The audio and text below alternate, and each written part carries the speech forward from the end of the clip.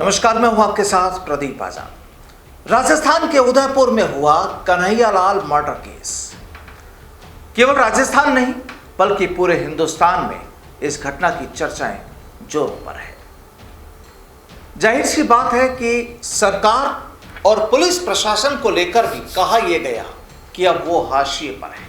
और अब देखिए कि सरकार ने सबसे पहले उदयपुर पुलिस के एक एसएचओ और एक एसआई को सस्पेंड किया, लेकिन जब एसपी ने इन दोनों अधिकारियों को सस्पेंड किया तो आज बीती आधी रात को सरकार ने वहां के आईजी और एसपी को भी हटा दिया, ट्रांसफर कर दिया। जाहिर सी बात है कि गहलोत सरकार ने भी इस मुद्दे को वाकई गंभीरता से तो लिया है और यही वजह रही कि कल सूबे के मुखिया अशोक गहलोत भी पीड़ित परिवार से मिलने के लिए पहुंचे। तमाम आला पुलिस अधिकारी भी, इवन डीजीपी समेत। अब इस पूरे मामले की जांच एनआईए को दे दी गई है और कोर्ट ने भी अब यह पूरा प्रकरण एनआईए को सौंप दिया है। यानी उदयपुर में जिन दो दहशतगर्दों ने टेलर कन्हैयालाल का कत्ल किया, उनका वीडियो बनाया, घटना से पहले वीडियो रिलीज किया, घटना के वक्त का वीडियो रिलीज किया और घटना के बाद अपना वीडियो रिलीज किया, उस पूरे घटनाक्रम की जांच एनआईए को सौंप दी है। लेकिन बड़ा सवाल ये कि आखिर एनआईए है क्या? बहुत कम लोग जानते होंगे कि आखिर एनआईए के पास क्या पावर्स होते हैं, कैसे एनआईए की शुरुआत हुई और अब क्या एनआईए इस पूरे मामले में कहां तक पहुंच सकती है।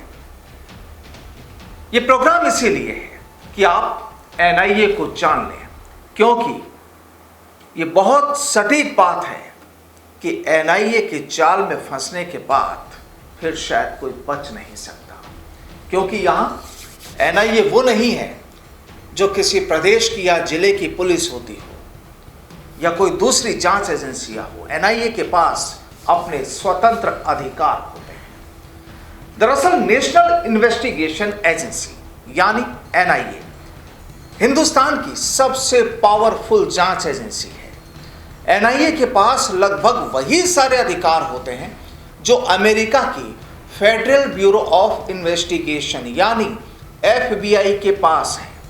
आपने एफबीआई का नाम भी सुना होगा और कई बार देश और दुनिया के कई मामलों में एफबीआई की मदद ली जाती है जांच करने में। ठीक उसी तर्ज पर हिंदुस्तान में एनआईए है और ये यानी एनआईए जांच के लिए दुनिया के किसी भी कोने में जा सकती है और किसी से परमिशन लेने की या यूं कहें कि किसी से इजाजत लेने की जरूरत एनआईए को नहीं होती है। दरअसल साल 2008 में मुंबई में हुए 26/11 के टेररिस्ट अटैक के बाद एनआईए का ढांचा तैयार किया गया और अब कन्हैयालाल केस यानी जो उदयपुर का जो पूरा घटनाक्रम जो हुआ और जिसका हमने शुरू में जिक्र किया, अब उस पूरे मामले की जांच को एनआईए को देने की भी सबसे बड़ी वजह है हत्यारों का टेररिस्ट कनेक्शन। आखिर क्या है, क्या वाकई इन लोगों का टेररिस्ट कनेक्शन है या नहीं है, क्या लापरवाहियां रही, क्या इन लोगों की प्लानिंग थी, इन तमाम तरह की जो जांच होगी वो एनआईए करेगी। दरअसल एनआईए आतंकवाद, देश के खिलाफ युद्ध छेड़ने, परमाणु ठिकानों से जुड़े अपराधों की डील करती है और कन्हैयालाल केस इस वक्त देश का सबसे बड़ा मुद्दा है और इसीलिए भी केंद्र सरकार ने यह केस एनआईए को सौंपा है। वजह एजेंसी की जांच की रफ्तार सबसे तेज है। कोर्ट में मामला लंबा नहीं खिंचता, जिस तरीके के मामले आप और हम रोज देखते हैं। और सबसे बड़ी बात कि एनआईए का जो सक्सेस रेट है यानी उनका जो काम करने का जो तरीका है, उनकी जांच का जो तरीका है और आखिरी नतीजे तक पहुंचने का जो उनका एक जो ढांचा होता है, उसका सक्सेस रेट भी 93% से ज़्यादा होता है। यानी 93%, 100 में से 93% से ज़्यादा इनका सक्सेस रेट होता है। अब सवाल ये कि एनआईए को क्यों ग्लोबल स्टैंडर्ड की एजेंसी कहा जाता है और ये कन्हैयालाल केस एनआईए को देने के मायने क्या है? दरअसल यहां पर कुछ वजह मानी जा सकती है कि एनआईए को यह पूरा मसला क्यों सौंपा गया है। अब आईएस ऑपरेटिव होने की आशंका यहां पर जैसा कि जताई जा रही है, और ये जो कातिल हैं गौस मोहम्मद और रियाज जब्बार ने दरअसल फेसबुक अकाउंट पर एक फोटो डाली थी जिसमें उंगलियों से वे साइन बनाया हुआ था, जैसा साइन दुनिया भर में Islamic state of Iraq and Syria यानी आईएस से जुड़े लोग बनाते हैं। अब रियाज का मुजीद अब्बासी से संबंध वर्ष 2021 में 3 बार संपर्क किया है। अब्बासी आईएस से संबंध रखने के कारण पकड़ा गया था, तो एक वजह एनआईए को यह पूरा मामला सौंपने की ये भी हो सकती है। वजह दूसरी,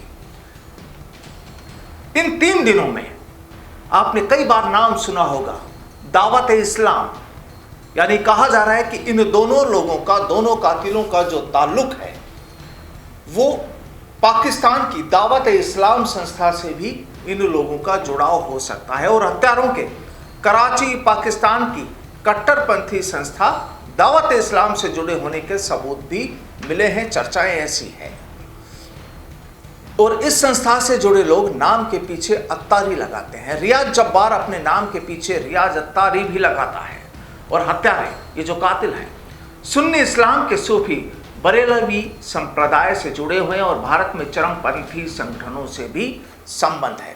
तो यानी कहानी क्या है, असलियत क्या है, क्या वाकई ऐसा है? और इसी मामले की जांच के लिए संभवतः एनआईए को यह केस सौंपा गया है।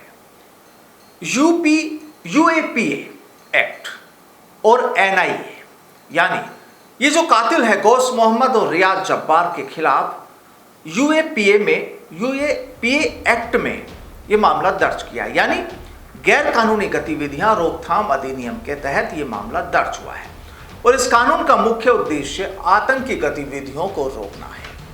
अब जांच के दौरान आतंकी गतिविधियों में शामिल लोगों की गतिविधियों और उनके नामों की भी फहरिस्त यहां पर तैयार की जाती है, और ऐसे मामलों में एनआईए को काफी पावर्स होते हैं। एनआईए की जो सुप्रीम अथॉरिटी है वो चाहे तो ऐसे मामले में जांच के दौरान ही संबंधित आरोपी की संपत्ति की कुर्की या जब्ती भी करवा सकते हैं। यानी एनआईए के पास जो पावर है वो वाकई एक सुप्रीम पावर होती है। अब कहानी ये, सवाल ये कि इस मामले की जांच सीबीआई या पुलिस को इस मामले की जांच क्यों नहीं दी गई? क्योंकि एनआईए का सक्सेस रेट 93% से ज़्यादा है, और एनआईए आतंकवाद, देश के खिलाफ युद्ध छेड़ने, परमाणु ठिकानों से जुड़े अपराधों को डील करती है। मैं आपको बता चुका हूँ, भारत के किसी भी हिस्से में आतंकी गतिविधियों का खुद संज्ञान लेकर केस दर्ज भी कर सकती है। किसी भी प्रदेश में घुसने के लिए, वहाँ जाने के लिए, जांच करने के लिए और लोगों को गिरफ्तार करने के लिए एनआईए को किसी भी स्टेट गवर्नमेंट की इजाज़त की ज़रूरत नहीं होती है। अक्सर जब भी आरोप लगते हैं, अगर किसी भी राज्य की पुलिस कोई मामले की जब जांच कर रही होती है तो अक्सर ये कहानियां सामने आती हैं, ये मामले सामने आते हैं कि फला पुलिस ने या फला स्टेट की पुलिस ने फला जगह जाकर या किसी दूसरे राज्य में जाने से पहले वहाँ की इजाज़त नहीं ली, या वहाँ की लोकल पुलिस को नहीं बताया, लोकल अधिकारियों को नहीं बताया और उन्होंने अपनी कार्रवाई कर दी।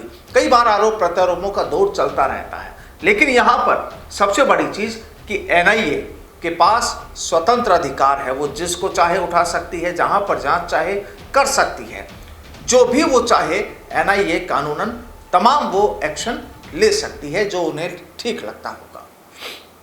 अब देश से बाहर भी जांच करने के अधिकार है। भारत सरकार ने जब भी एनआईए को कोई जांच सौंपी है तो सक्सेस रेट जो बार बार मैं आपको बता चुका हूं कि 93% से ज़्यादा रहा है, और अगर एनआईए कोर्ट में ट्रायल चल रहा है तो आरोपी को किसी और अदालत में, किसी और केस में पेश होने से रोका जा सकता है। यानी ये एक बड़ी अहम चीज़ है, और किसी भी संदिग्ध आतंकी की यहाँ छापेमारी और प्रॉपर्टी सीज के लिए सिर्फ एनआईए डीजी की अनुमति चाहिए। यानी एनआईए की टीम जो अपना पूरा एक प्रोसेस कर रही है, जो अपना पूरा जो वर्किंग करती है, उसे केवल अपनी सुप्रीम अथॉरिटी की परमिशन चाहिए होती है, उसके अलावा किसी की कोई इजाज़त की ज़रूरत नहीं होती है। दरअसल साल 2008 के मुंबई हमलों के बाद राष्ट्रीय जांच एजेंसी अधिनियम 2008 के तहत एनआईए अस्तित्व में आई। और एनआईए केवल इन्वेस्टिगेशन एजेंसी नहीं बल्कि प्रोसिक्यूशन एजेंसी भी है। यदि अदालत कमजोर सबूतों के आधार पर किसी को जमानत देना चाह रही है तो एनआईए बंद लिफाफे में सबूत या अन्य जानकारियां दे सकती है, और सील्ड कवर में क्या दिया गया है इसे बताना भी जरूरी नहीं, और तत्काल अदालत द्वारा जमानत रद्द कर दी जाती है। एनआईए कोर्ट के अंतिम फैसले को ही हाई कोर्ट में चुनौती दी जा सकती है। आपको बता दें कि साल 2009 से साल 2014 के बीच, यानी उस वक्त जब यूपीए की सरकार थी हिंदुस्तान में, उस दौरान एनआईए में 195 मामले दर्ज हुए थे, और जिनमें से 15 में फैसले आए और सब में सजा हुई। साल 2014 से साल 2019 के बीच, यानी जब एनडीए की सरकार रही, उस वक्त 80 मामले आए और जिनमें 38 में फैसले और 33 में सजा हुई। तो कुल मिलाकर कहानी वाकई एनआईए की काफी रोचक है। जांच इस एनआईए को देश के किसी भी हिस्से में आतंकी हमले की जांच का अधिकार होता है। देश की संप्रभुता और एकता से जुड़ी तमाम तरह की चुनौतियां इस एजेंसी की जांच के दायरे में निर्धारित होती है। एजेंसी ऐसी किसी भी घटनाओं की जांच करेगी जो पेचीदा और अंतर्राज्यीय और अंतर्राष्ट्रीय संपर्कों वाली होगी, और जिनका संभावित जुड़ाव हथियारों और मादक द्रव्यों की तस्करी, नकली भारतीय रुपये और यानी जो मुद्रा होती है, और सीमा पार से घुसपैठ होगा।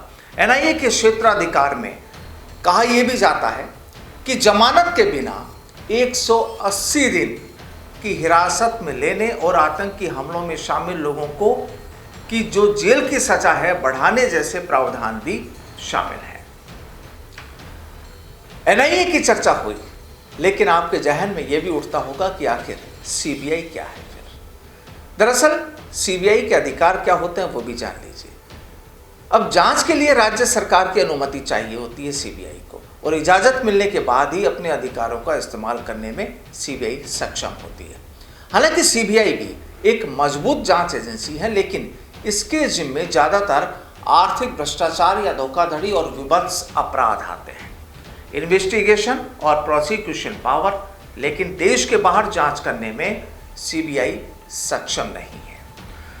तो बहरहाल अब उम्मीद की जानी चाहिए कि राजस्थान के उदयपुर में जो कन्हैयालाल मर्डर केस हुआ और जिस पर पूरे हिंदुस्तान में इस समय मुद्दा गरमाया हुआ है, सरकार पर लगातार आरोपों की बारिश हो रही है।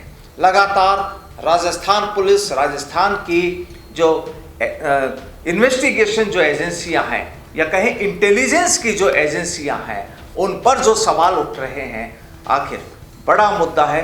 और अब इसी मामले में उम्मीद की जानी चाहिए कि जिस तरीके से एनआईए का जो बैकग्राउंड रहा, एनआईए की जो बड़ी धमाकेदार जो तस्वीर रही, वो वाकई एनआईए इस पूरे मामले को जल्द से जल्द खोल कर रख देगी और तमाम चीज़ों से पर्दा उठ सकता है। नमस्कार।